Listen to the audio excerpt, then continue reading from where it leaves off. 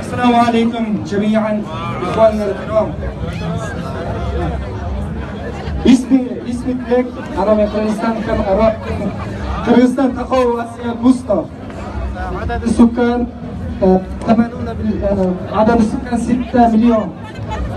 80% مسلمون الحمد لله. هذا القصيدة سأقول لكم هذا القصيدة أطول القصيدة في العالم. 500,000 بيتا شفويا ليس مكتوبا. سأقول لكم إن شاء الله.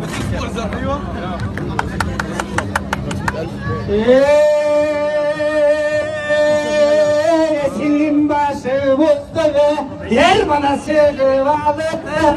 İki yağın karasan Bildim kavrı soğuğun Kırmaya kalıdır Kırkıyım düydüsü var Kıyamazsan gözü var Kalkınmadı bebeğim Kundavuzun sözüdü Bir yürü var bebeğim Kaçırır şey katı var Karattın sanırlardan Kakamının katı var Kundurun arasan Kaçak izin alırlar Kakanından arasan Kaçırır çağırsın Artık kundurmadı var